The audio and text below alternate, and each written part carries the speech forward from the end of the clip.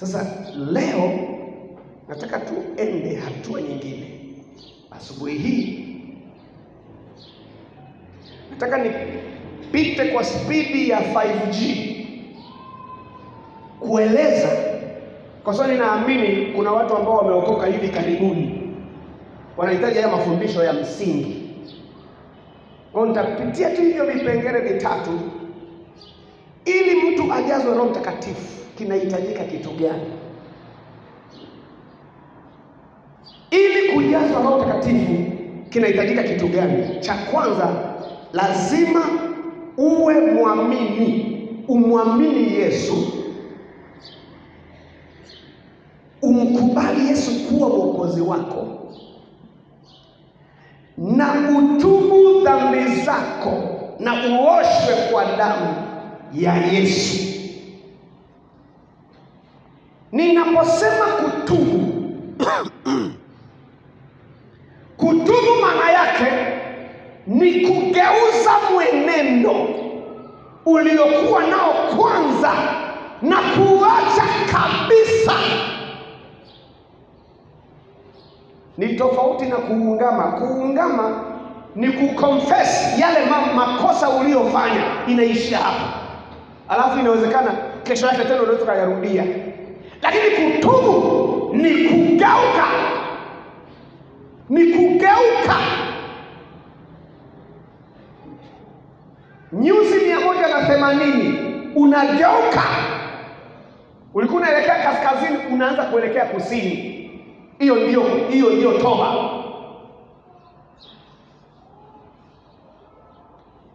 Matendo sura ya 2, Petro aliwaambia mstari wa 38, tubuni mkabatizwe kila mmoja kwa jina lake Yesu Kristo mpate ondoleo la dhambi.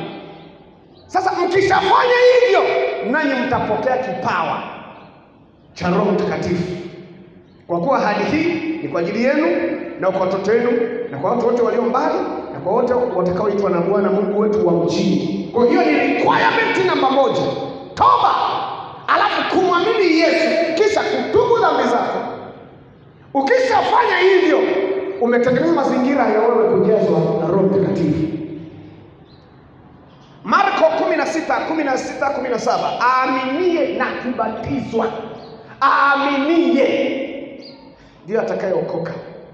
Alafu mojawapo anasema, na ishara hizi zitafuatana naye. Mojawapo ya ishara inayosemwa, watasema kwa lugha mpya.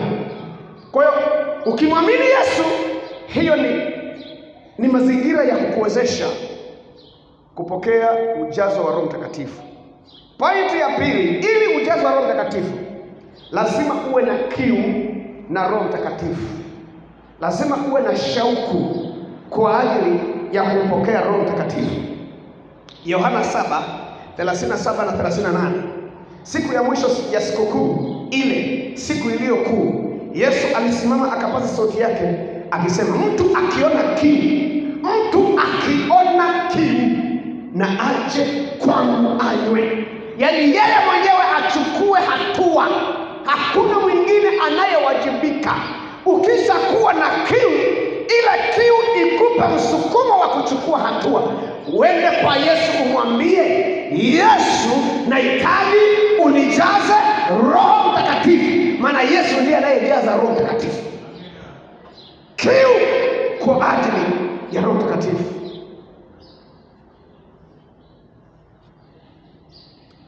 Isaya 44:3-4. Isaya 44:3-4. Kwa maana nitamimina maji juu yake yeye aliye na kiu, na vijito vya maji juu ya nchi kavu. Inawezekana wewe maisha yako yanafanana na nchi kavu. Inawezekana wewe maisha yako hayana vijito vya maji. Sasa amesema aliye na kiu, Bwana atatengeneza vijito vya maji ndani yake. Vijito vya maji vikitengenezwa ndani yako, maana yake kunakuwa na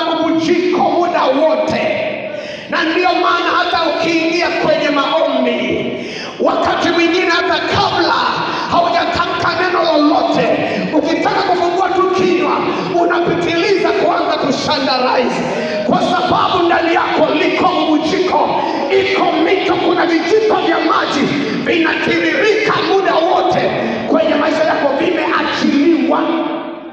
Aliye na kiu, kwa lugha nyingine, Roho Mtakatifu huwa haji mahali ambapo hajahitajiwa, because he is very expensive.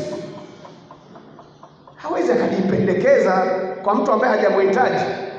You must show, you must place a demand. Akishaona huyo ananihitaji tena, kwa sababu Roho Mtakatifu ni Mungu, is a king spirit. Falme huwezi kumnyanyua ovyo ovyo tu, kama vile ambavyo tunakosaga adabu kwenye maombi na muamrisha Mungu kwa lugha ambayo haina adabu, wakati Mungu ni mfalme, takiwa kuendewa kwa unyenyekevu, kwa lugha ya staha. Ndio Mungu, usiponitendea hii nitaacha wokovu. Acha. Hasara ya nani? Namtisha Mungu. Acha tuone nani atakayeumia.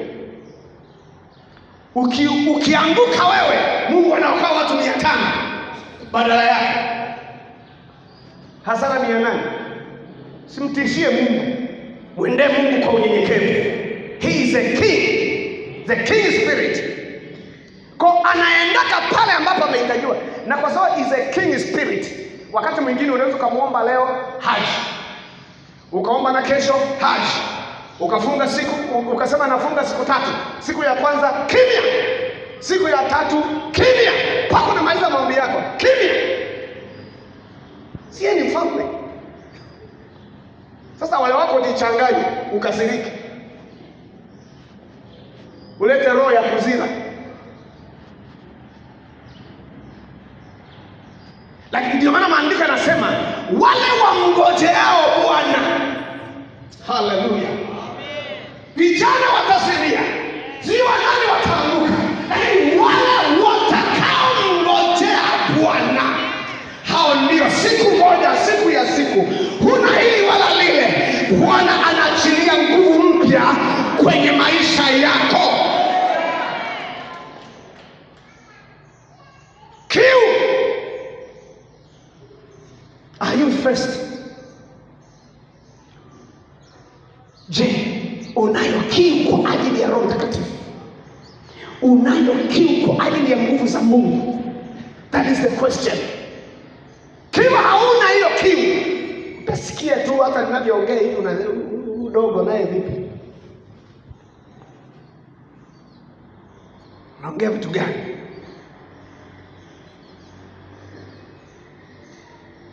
Na pointi ya 3, ili ujaze Roho Mtakatifu, lazima uwe katika hali ya kuomba. Roho Mtakatifu havamiagi kama pepo linavyovamia. Lazima uwe unaomba, ukutwe uko bize unafanya kazi. Roho Mtakatifu na yeye hataki wazembe, wavivu. Unapita hapa kuombewa, umenuna tu. Hata kama tukikuwekea mikono na miguu na tukakulalia kabisa, huwezi kupokea nguvu za Roho Mtakatifu. Lazima uwe unaomba. Matendo 1:14, Matendo 1:14, hawa wote walikuwa wakisali kwa moyo mmoja, walikuwa wakisali, walikuwa wakiomba kwa moyo mmoja, pamoja na wanawake na Mariamu mama yake Yesu na ndugu zake, walikuwa wakisali.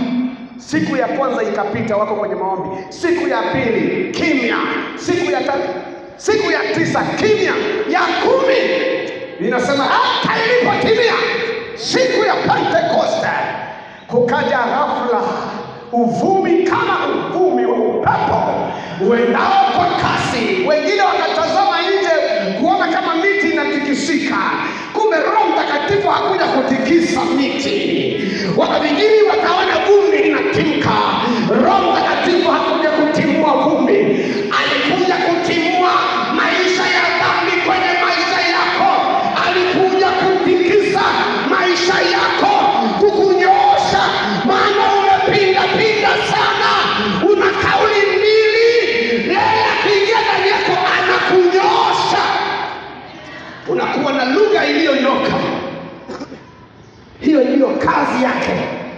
Kwa hawakuona miti inatikisika, ila wakati wanashangaa wakaona ndimi za moto juu ya kichwa cha kila mmoja, na wakashangaa lugha zimebadilika, wakanena kwa lugha mpya kama Roho alivyowajalia. Matendo sura ya 4 na mstari wa 31, hata walipokwisha kusali, ninasoma version ni Kiswahili gani hiki, lakini ni hata walipokwisha kuomba Mungu, mahali pale walipokuwa wamesimama pakatikiswa, alafu wote wakajazwa Roho Mtakatifu. Roho anapokuja lazima aje na advertisement. Lazima aje na advertisement ya kujitambulisha. Sasa niko hapa. Anything is going to happen. Chochote kinaenda kutokea. Siku ya Pentekoste alikuja kwa mkwara wa uvumi wa upepo uendao kwa kasi. Siku hii mitume hao wakati wanaomba Mungu akaja kwa tetemeko. Mwingine anaanza kutafsiri, unajua katika roho lilitokea tetemeko. Hakuna cha katika roho, ni tetemeko lilitokea halisi. Walisikia ardhi inatetemeka. Wakati wanashangaa wakashangaa, rabashaka rebaka yakata rebashekete rimamasheke, wakanena kwa lugha, wakajazwa Roho Mtakatifu tena, lakini walikuwa wanaomba. Luka sura ya 3 mstari wa 21, Yesu alipomaliza kubatizwa, kwenye Luka inaeleza vizuri. Biblia inasema hivi, naye anaomba. Haleluya! Ndipo Roho wa Mungu akashuka juu yake kama hua. Kanuni, usipozifuata hizi kanuni, utakaada unamsikia habari za Roho Mtakatifu bila ya kukutana na yeye. Kwa haya mambo yanatakiwa kuzingatiwa. Kuwa muumini, tubu dhambi, alafu kuwa na kiu, then kuwa katika hali ya kuomba. Ukifanya hayo, Roho Mtakatifu anakuja juu yako, anakuja ndani yako. Dakika 0 kule Arusha wote tunasema dakika 0. Sasa ukishampokea Roho Mtakatifu, kumpokea Roho Mtakatifu hilo ni jambo moja. Baada ya kumpokea, iko kazi ambayo inapaswa kuifanya ili uendelee. Sasa ni sawa unapompokea Roho Mtakatifu mara ya kwanza, ni sawa na umeanza darasa la chekechea. Baada ya hapo unatakiwa uende darasa la kwanza, baadaye uende mpaka la 7, utoke hapo uende sekondari. Nikitumia msemo huo labda utaeleweka. Baada ya hapo uende chuo, ikiwezekana uwe mpaka na PhD na uwe profesa katika mambo ya Roho Mtakatifu.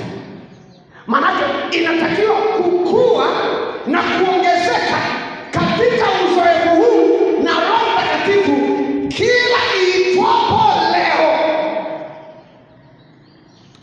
2019 Mungu alinipa ujumbe, akaniambia hivi, liambie kanisa liende zaidi ya kunena kwa lugha. Maana wengi ndio tumekwamia hapo kindergarten. Tunashindwa kuelewa ya kwamba uzoefu huu na Roho Mtakatifu unapaswa kuongezeka kila iitwapo leo. Roho Mtakatifu ana mapana yake, ana marafu yake, ana kimo chake, ana kina. Wewe ulishajua hata upana tu kwa Roho Mtakatifu unakajua.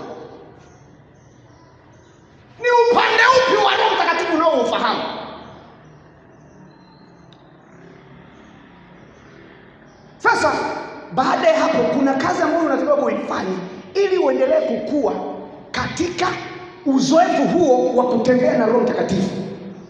Kwa mfano, Matendo 1:8,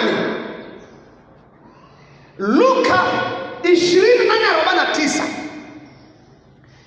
Biblia inasema, Matendo 1:8, nani lakini mtapokea nguvu akiisha kuajilia juu yenu Roho Mtakatifu. Lile neno nguvu, ukisoma kwenye tafsiri za Biblia kwa lugha ya Kigiriki, ametumia mtapokea dunamis.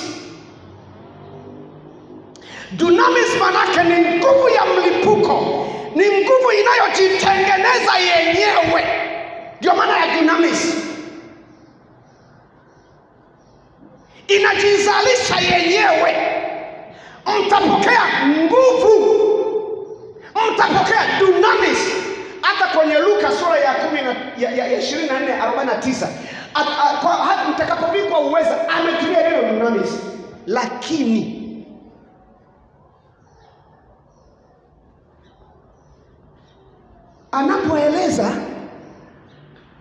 anapoeleza kwenye Yohana 1:12, wote waliompokea aliwapa uwezo. Kwenye Kiingereza ametumia neno power. He gave them the power to become sons of God. Kwa limetumika hilo neno linalomaanisha nguvu, lakini nguvu inayomaanishwa hapo kwenye Kigiriki sio dunamis.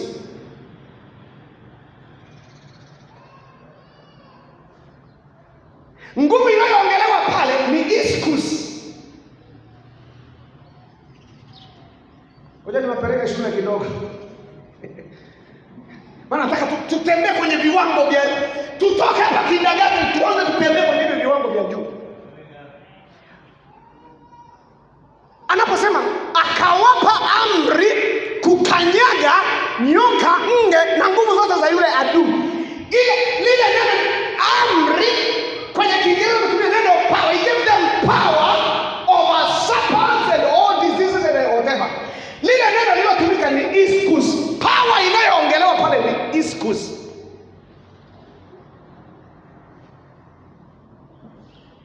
Lakini hiyo ni aina ya pili ya nguvu ambayo Mungu huwa anaitoa ndani yetu.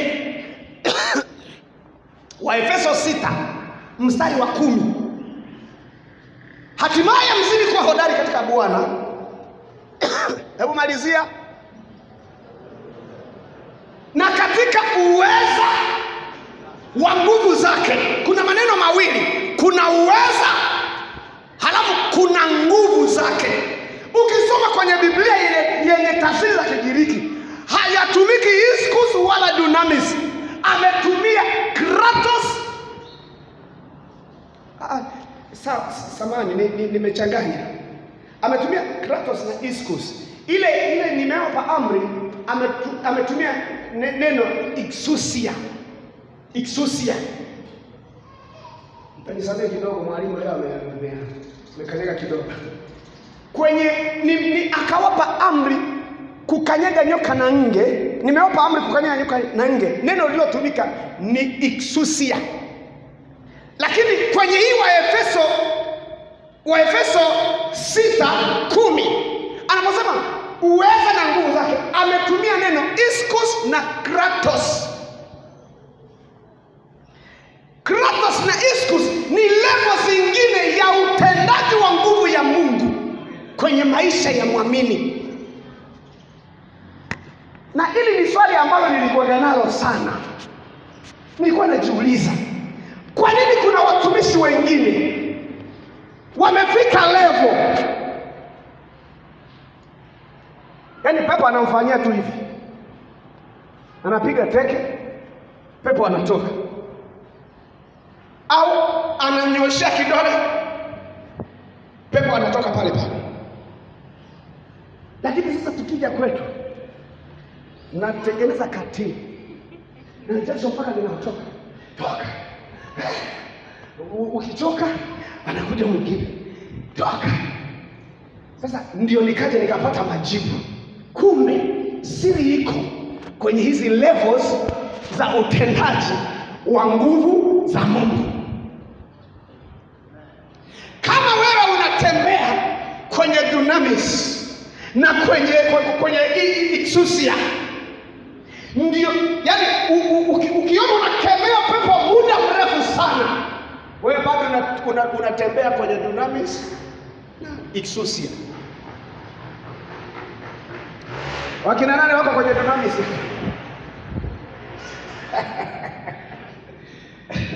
Unatembea kwenye hizo level. Lakini ukihamia kwenye level ya Kratos na Iskus, ndio inafika mahali ambapo hata mtu akigusa tu koti lako anapokea uponyaji. Na hayo mambo yanawezekana. Wewe unaweza kufika hizo viwango. Wewe unayenitazama alafu hauamini ninachokisema. Ukifika kwenye level ya Kratos na Iskus, ndipo ambapo unakuwa na mamlaka. Unajua kiwango kile ni kiwango cha hali ya juu. Mungu alishakutesti uadilifu wako, ya kwamba huyu nikiachilia nguvu yangu kwake, nikiachilia upako wangu kwake, hata utumia vibaya. Kuna watu akitoa tu kapepo kamoja tayari anataka kafungue tano, eti na yeye ana upako. Kapepo kamoja nipe tao, anaanza kusumbua wazee, nipe tao. Kwa nini? Ni mtumishi, Bwana ananitumia. Wewe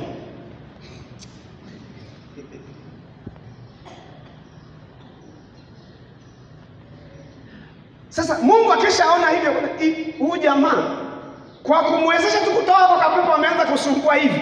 Je, nikiachilia Kratos ambapo atafika mahali, wangapi wanamfahamu Catherine Kuhlman?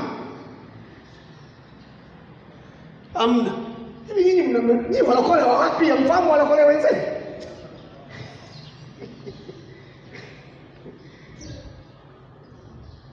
Alikuwa amefikia leo ambayo hasa miaka ile 10 ya mwisho ya utumishi wake, mwanamke huyu alikuwa akipangisha kwenye hoteli. Kilifika kipindi wateja wengine yani akisha check in tu, wateja wengine wanaoingia kwa sababu yuko mahali pale wanakuwa wanadondoka under the anointing. Yani huna hili wala lile, hujui Catherine Kuhlman yuko around, unaingia kwenye hoteli unakula mweleka. Mpaka wenye mahoteli wakagundua huyu ndio sababu. Kwa hiyo wakawa wanamuomba, samahani mtumishi, tunakuomba, tumekuandalia kwenye garden, ukakuta unapumzika kule, ili tuwahudumie na hawa wateja wengine, maana wanashindwa kuingia kwa sababu yako. Si kama mtu ananielewa. Siku moja akiwa anafanya mkutano kwenye hoteli mojawapo, akakuta mlango wa kuingilia umeziba, hawezi kuingilia pale, akazungukia jikoni. Akakuta wako biza wanachagua mchele, anayechagua nini, kama kuna mchele huko Marekani. Mwingine anakatakata nyanya. Alipoingia tu ule upande, wote walianza kudondoka chini. Anapika. Hiki ndicho kiwango cha Kratos na Iskus ambacho natamani mimi kama mimi, na baada ya kugundua hii siri, natamani nikue kufikia viwango hivyo.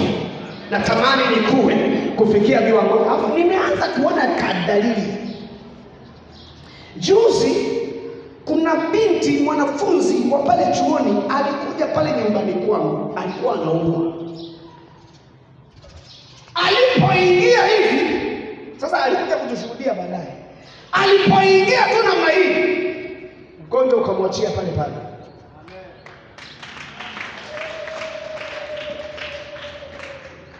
Nasema mimi mwenyewe nilibaki na shangaa. What is happening? Nini kinatokea? Na kuna vitu ambavyo Mungu ameniahidi siwezi nikawaambia tu vingine. Siwezi nikawaambia maana hiyo ni siri yangu. Ambako ananipeleka. Na ndio naomba Mungu anipe uhai kwa sababu natamani kuona kanisa letu limepinduliwa kichwa chini mguu juu kwenye eneo la utendaji wa nguvu za Mungu. Na ninatamani nipate mashabiki wachache wanaotamani haya mambo ili tukiwashe kieleweke. Tumedharaulika kwa miaka mingi sana. Tumetembea kawaida kwa miaka mingi sana. Ifike mahali kama nilivyosema jana, unapita tu sokoni, ukimgusa mtu namna hii, anapokea, anapigwa shati ya mbinguni. Kwa sababu umejenga uwezo. Umejenga, yani umepanda kwenye madaraja ya hizi nguvu.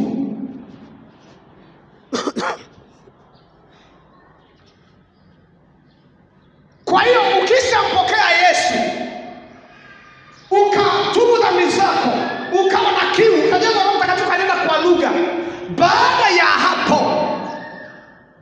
unatakiwa ufanye kazi ya kuendelea kukua katika utendaji wa nguvu za Mungu hizi ambazo umezipokea. Aliwapa uwezo wa nini? Kama aliwapa mtaji wa kufanyika wana wa Mungu. Ndio maana ukasema liambie kanisa liende zaidi ya kunena kwa lugha. Watu wengi tunaishia kunena tu. No any manifestation of the power of God on our lives. Huko ofisini wanakuchukulia poa tu, sokoni wanakuchukulia poa tu, kwa sababu hakuna manifestation yoyote ya nguvu za Mungu. Na kwa sababu muda umeisha,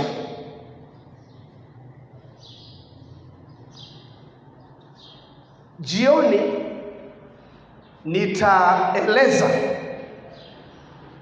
kwa nini ni muhimu kujazwa Roho Mtakatifu. Nitaeleza sababu mbili kwa nini ni muhimu kujazwa Roho Mtakatifu. Na baada ya hizo sababu nitaeleza ukitaka kujenga hizi nguvu za Mungu kujenga uweza wa kimungu kwenye maisha yako, ifike mahali maisha yako yawe makao makuu ya nguvu za Mungu, bila kujali una cheo huna cheo, bila kujali umri wako. Ukiyafanya mambo nitakayoyaeleza jioni, utafika wakati utaanza kufanya maajabu kwa namna isiyokuwa ya kawaida. Na hiki ndicho ambacho kimepungua. Ninapomaliza, katika kanisa letu tumekuwa tukisema, unajua cha muhimu sana katika maisha ya Mkristo ni kulijua neno. Kwa hiyo mafundisho tunafundishana doctrines about the blood of Jesus, the doctrine about the Holy Spirit, the doctrine. Tunajifunza habari ya Roho Mtakatifu lakini kwa nadharia. Tunajifunza habari za Roho Mtakatifu kwa nadharia. Anaweza kaja mhubiri akahubiri Pentecoste nzima, hakuna hata aliyejazwa. Lakini amefafanua very intelligently.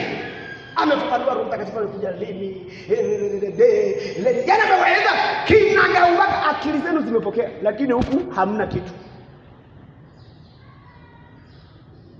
Sasa hiki kijamaa unachokiona hiki chenyewe kimepewa assignment kudili na eneo la mamlaka na nguvu za Mungu kwa mwamini, kudhihirisha huu uweza. Doctrine about utoaji, doctrine about msamaha wa dhambi, utakaso. Tumejifunza upendo, jinsi, yani na kanisa la FPCT linaandaa watu vizuri sana, hata kama ni viongozi wanaandaa vizuri sana. Lakini ukiangalia, in most cases we are powerless. Ile nguvu ya Mungu ambayo tulitakiwa kutembea nayo, matokeo yake tumefika mahali tunabakia kuwa reactive against false prophets. Tunabakia tu kulalamikia manabii wa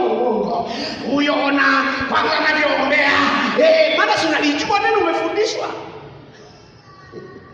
Kwanza anavyofanya Biblia inasema hivi, yaani unabakia discussion, alafu no any results. Mtu akikufuata, ndugu yangu, kwenye familia yako kuna kifungo hiki na hiki, unaanza kukimbia. Kwa nini? Ile stamina ya kwenda kupambana na hicho kitu hamna. Sasa Mungu amenipa assignment, ni deal na hilo eneo, na kitaeleweka tu, lazima kieleweke. Hatuna sababu ya kuwalalamikia manabii wa uongo, kutumia muda wetu mwingi kulalamika. Wanadanganya watu. Kama wao wanadanganya watu, wewe ambaye unafundisha kweli, onyesha kazi, onyesha kwa vitendo. Acha mgonjwa mahali hapa atoke amepona, acha kiwete hapa anyanyuliwe, acha mwenye shida kwenye ndoa yake ikae sawa, acha mwenye uchumi umeenda vibaya, biashara yake imelogwa, umwache akiwa yuko salama na biashara yake imesimama. Ishara hizi Yesu alisema zitafuatana na hao waaminio. Kuna muda tuna downplay the role of miracles in our ministries. Mambo ya miujiza. Kuna wazee na wasikia kabisa, na wazee wetu hao ambao ndio una miujiza sijui nini. Haisemi mimi unishawishi. Huwezi kunishawishi. Ukisoma huduma ya Yesu, alikuwa anafundisha neno. Baada ya neno, miracles. Hivi vitu wewe kavitenganisha. Lazima tuweke balance nzuri katika haya mawili. Ni kweli msingi ni neno.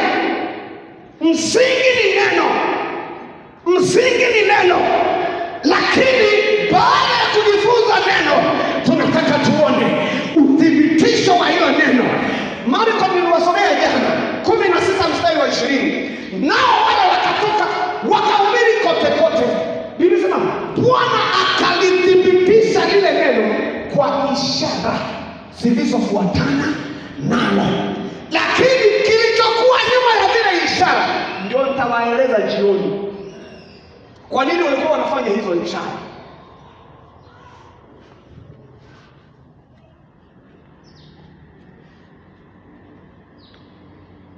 Unastahili kuwa, unastahili Yehova.